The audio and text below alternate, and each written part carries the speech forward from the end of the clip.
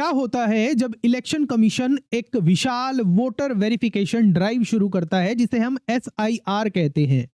और ऐसे समय में सुप्रीम कोर्ट इलेक्शन कमीशन को यह कह दे कि इस पूरे सर प्रोसेस को आपको जस्टिफाई करना होगा। ऐसा ही आज सुप्रीम कोर्ट में हुआ है। जी हां, आज हम समझेंगे हमारे समय की जो सबसे बड़ी संवैधानिक बहस इस समय सुप्रीम कोर्ट के सामने चल रही है कि क्या स्पेशल इंटेंसिव रिवीजन कानूनी रूप से वैध है और या फिर ये आर्टिकल 324 की सीमा से बाहर है, यानी कि ये चुनाव आयोग की शक्तियों का हिस्सा ही नहीं है। आज के अंदर जो ADR versus union of India के केस के अंदर सुप्रीम कोर्ट की सुनवाई के दौरान जो हुआ वही हम इसके परिप्रेक्ष्य में रखकर समझ रहे हैं। मेरा नाम जो है वो आशीष जैन है और मैं संस्थापक हूं दून लॉ मेंटर का, जहां हम आपकी तैयारी करवाते हैं न्यायिक सेवा परीक्षाओं की, सहायक अभियोजन अधिकारी परीक्षाओं की। आगे बढ़ने से पहले कॉन्टेक्स्ट को, पृष्ठभूमि को समझना बहुत जरूरी है। ये केस इतना बड़ा क्यों है? लाखों वोटर्स, करोड़ों वोटर्स, कई राज्य, 3 बड़ी सुनवाई चल रही हैं। बिहार की अलग, तमिलनाडु की अलग, केरल की अलग, वेस्ट बंगाल की अलग। और देश के सबसे वरिष्ठ वकील इसके अंदर इन्वॉल्व हैं, चाहे वो कपिल सिब्बल हो, अभिषेक मनु सिंघवी हो, सरकारी वकील, चुनाव आयोग के वकील, बड़े बड़े वकील, सभी इसके अंदर इन्वॉल्व हैं। जो याचिका करता है उनकी तरफ से एक बात कही जा रही है कि क्या SIR संविधान के अनुसार है या फिर इलेक्शन कमीशन ऑफ इंडिया ने अपनी शक्ति को ज्यादा कदम बढ़ा लिया है, अपनी सीमाओं से बाहर जाकर किया जा रहा है। चलिए इसको बिल्कुल आसान भाषा में समझते हैं। आगे बढ़ने से पहले थोड़ा सा ये समझते हैं कि SIR एक्चुअल में है क्या। स्पेशल इंटेंसिव रिवीजन यानी कि SIR एक एक्स्ट्रा ऑर्डिनरी वोटर वेरिफिकेशन प्रक्रिया है जो जून 2025 में बिहार से शुरू हुई थी, आपको पता ही है। लेकिन दिक्कतें क्या हैं इसके अंदर? दिक्कतें ये हैं कि किसी भी खास कानून से SIR नहीं आया है, ना कोई रूल अमेंडमेंट के द्वारा, ना कोई डेलीगेटेड लेजिस्लेशन के द्वारा, ना दस्तावेज मांगकर लोगों को, नए दस्तावेज मांगकर लोगों को फिर से सिटीजनशिप प्रूव करने जैसी स्थिति यहां पर बना दी गई है। और यही सुप्रीम कोर्ट को दखल देना पड़ रहा है इस मामले के अंदर। आप बोलोगे कि सर आपने एक पुराने सेशन के अंदर बताया था कि इलेक्शन कमीशन ऑफ इंडिया के पास जो ये पावर है ये संविधान के अनुच्छेद 324 और उसके साथ साथ जनप्रतिनिधित्व अधिनियम से आती हैं। बिल्कुल, वोटर वेरिफिकेशन की प्रक्रिया की जो पावर है वो जनप्रतिनिधित्व अधिनियम 1950 से आती है और 324 के अंदर ये बोला गया है अनुच्छेद के अंदर कि इलेक्शन कमीशन ऑफ इंडिया के पास पावर है किसका? चुनावों को निष्पक्ष कराने की, स्वतंत्र कराने की। मगर यहां पर जो सवाल उठ रहा है, यहां पर यह सवाल उठ रहा है क्यों SIR को सिटीजनशिप चेकअप की तरह दिखाया जा रहा है या उसको उसका रूप लिया जा रहा है। आगे बढ़ते हैं और ये बात डिस्कस करते हैं कि सुप्रीम कोर्ट ने आज की सुनवाई के दौरान जो सबसे पहला बड़ा सवाल पूछा वो क्या था, वो मैं आपको बता रहा हूं।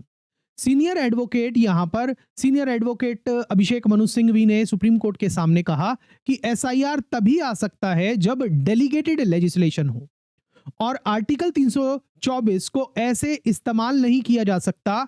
ये जुरिस्डिक्शन की कमी है। मतलब याचिकाकर्ताओं का कहना है कि जो ये SIR हो रहा है ये इलीगल है, ये ECI के डोमेन में आता ही नहीं है।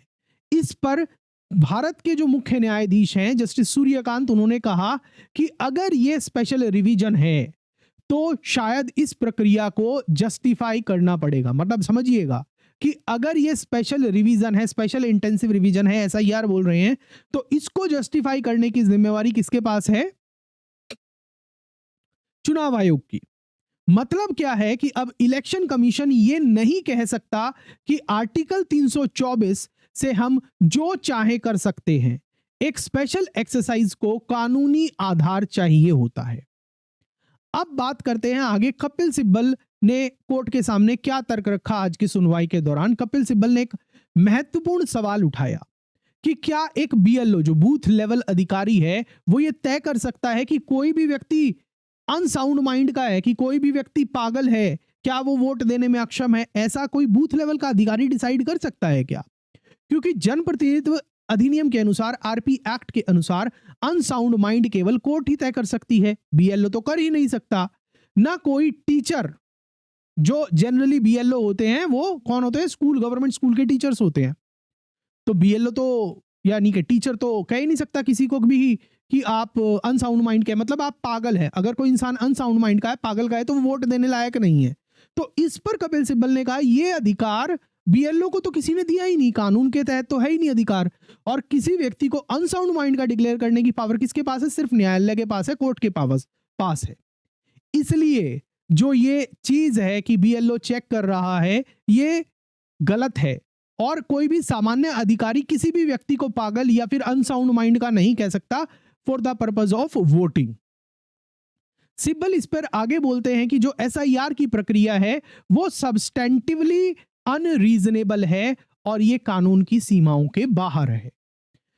कोर्ट ने भी कहा कि वो देखेंगे, सुप्रीम कोर्ट ने सुनवाई के दौरान ये बोला है कि वो ये देखेंगे कि क्या ये notice representation of people act, जनप्रतिनिधित्व अधिनियम और अलाइड लॉज के नॉर्मेटिव स्कीम के अनुरूप है।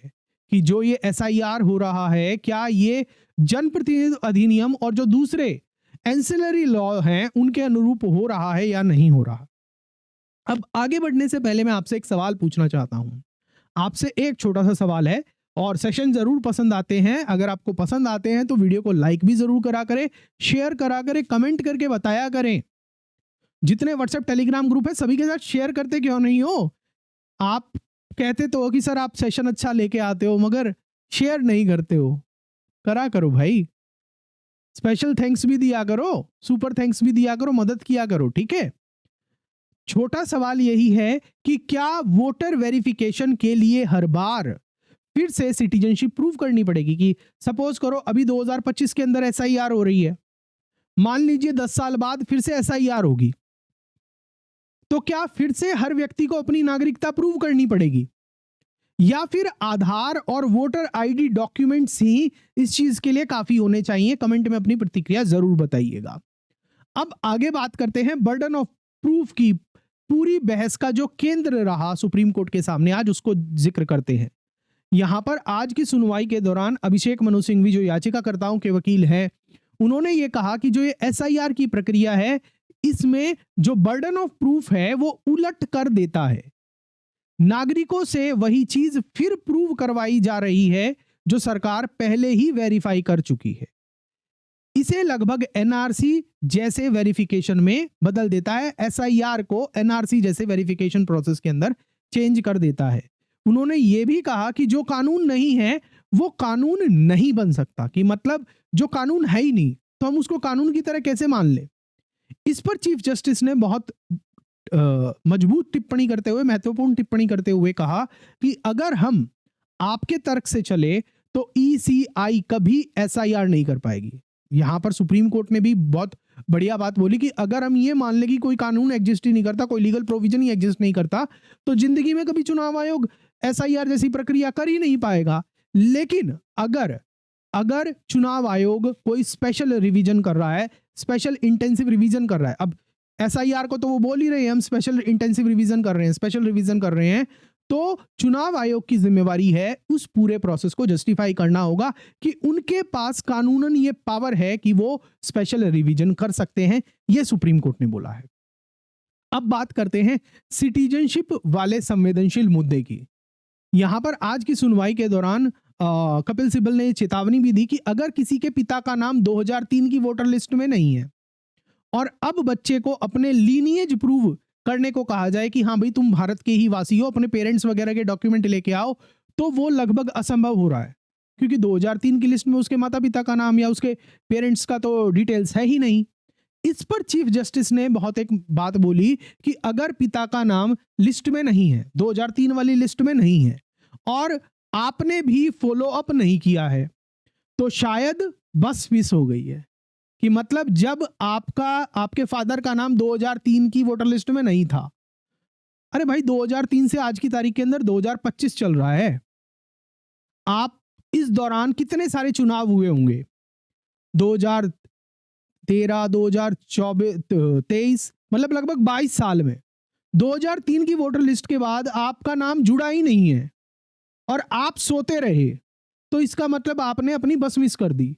वैसे भी कानून के अंदर एक सिद्धांत है, he whosoever sleeps over his right loses his right, कि मतलब जो अपने अधिकारों पर सोता रहता है, उनके बारे में आवाज नहीं उठाता है, वो अंततः अपना अधिकार खो देता है। तो ये बात भी सुप्रीम कोर्ट ने एक बहुत महत्वपूर्ण बात बोली कि 2003 की लिस्ट में नाम नहीं, और इस दौरान कितने चुनाव हो गए, और तो नाम नहीं है तो इसका मतलब आपने चुनाव में वोट भी नहीं दिया होगा। वोट नहीं दिया है तो अब आप 22 साल तक सोते रहे हैं, तो मान लीजिए आपकी बस चली गई है, अब आप उस बस को नहीं पकड़ पाएंगे। ये टिप्पणी खुद में बहुत बड़ा राजनीतिक और कानूनी सवाल उठा रही है। अब बात करते हैं कि ये मुद्दा सिर्फ बिहार का नहीं है। हालांकि जो ओरिजिनल एसआईआर की पिटीशन वगैरह फाइल हुई थी, आपको बिहार के चुनाव हो गए हैं, मगर एसआईआर पर सुनवाई, बिहार के एसआईआर पर सुनवाई अभी तक सुप्रीम कोर्ट के सामने चल रही है। समझ रहे हो? पहले सिर्फ जो ये एसआईआर का मुद्दा था बिहार के लिए था, लेकिन 27 अक्टूबर को चुनाव आयोग ने एसआईआर को बढ़ा दिया किन्नौर प्रदेशों के लिए, तमिलनाडु के लिए, पश्चिम बंगाल के लिए, केरल के लिए और उसके साथ साथ कई और अन्य राज्यों के लिए। अभी हाल ही में यूपी के लिए भी, उत्तर प्रदेश के लिए भी बढ़ाया है। फिर देश भर में याचिकाएं दायर होने लगी।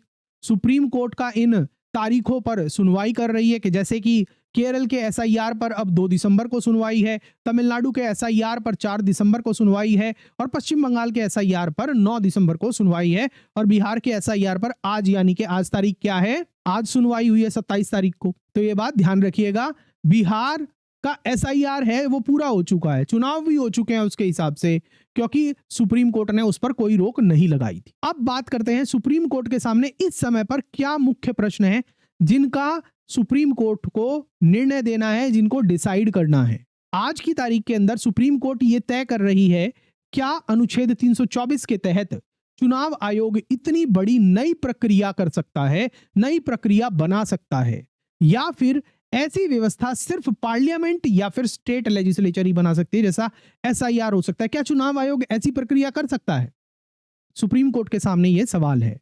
अगर एसआईआर एक सब्सटेंटिव लॉ है, मतलब स्पेशल इंटेंसिव रिवीजन अपने आप में एक कानून है, ईसीआई इसे नहीं कर सकता। अगर एसआईआर एक एडमिनिस्ट्रेटिव प्रोसेस है, प्रशासनिक कदम है, तो ईसीआई इसको जस्टिफाई कर सकता है। कि अगर कोई ये कह दे कि एसआईआर अपने आप में एक अलग कानून है, तो ये काम ईसीआई का नहीं है। मैं आपको ये अपना भी ओपिनियन बता रहा हूं कि ये कानून अपने, अगर कोई ये कह दे कि एसआईआर अपने आप में एक अलग कानून है, तो ये ईसीआई की जुरिस्डिक्शन से बाहर हो जाएगा। मगर अगर ये कहा जाता है कि एसआईआर सिर्फ एक प्रशासनिक कदम है वोटर लिस्ट को सुधारने के लिए, तो ईसीआई इसको अपनी पावर में जस्टिफाई कर सकता है, और ऐसा ही मुझे लगता है कि होने वाला है अगली सुनवाई में सुप्रीम कोर्ट के सामने। और यही इस केस की जड़ भी है। आप बताइए सेशन कैसा लग रहा है? तो अंत में हम अपने कंक्लूजन की तरफ चलते हैं, और कंक्लूजन यह है कि सुप्रीम कोर्ट इस मामले के अंदर आज साफ कह चुकी है कि जरूरत पड़ी तो एसआईआर की टाइमलाइन, आपको पता है कि टाइमलाइन बढ़ाने वाला भी केस चल रहा है तमिलनाडु के केस में स्पेसिफिकली, सुप्रीम कोर्ट टाइमलाइन बढ़ा सकती है। कोर्ट खुद कानून की स्वतंत्र व्याख्या कर सकती है कि एसआईआर अपने आप में कानून है या नहीं, या एसआईआर जो है, क्योंकि अगर वो स्पेशल रिवीजन है तो क्या वो ईसीआई के डोमेन में आता है या नहीं आता। ईसीआई को यहां पर यह बताना होगा कि एसआईआर संविधान के ढांचे में कैसे फिट होता है, संविधान के अनुच्छेद 324 के अंदर उसकी पावर्स का कैसे हिस्सा है। यह बात चुनाव आयोग को सुप्रीम कोर्ट के सामने जस्टिफाई करनी होगी। सुप्रीम कोर्ट ने यह सवाल पूछा है चुनाव आयोग से। यह तय होगा कि एसआईआर कानून सम्मत है या कॉन्स्टिट्यूशनल सीमाओं के बाहर है। यह सिर्फ बिहार का मामला नहीं है, यह देश का एक महत्वपूर्ण संवैधानिक मोड़ भी है। इसी के साथ जो ये हमारा आज का सेशन है वो पूरा होता है, लेकिन जाने से पहले आप एक सवाल का जवाब कमेंट सेक्शन के अंदर जरूर दीजिएगा। क्या इलेक्शन कमीशन को इतनी एक्स्ट्रा ऑर्डिनरी पावर मिलनी चाहिए कि वो एसआईआर कर सके? मेरे हिसाब से तो मिलनी चाहिए।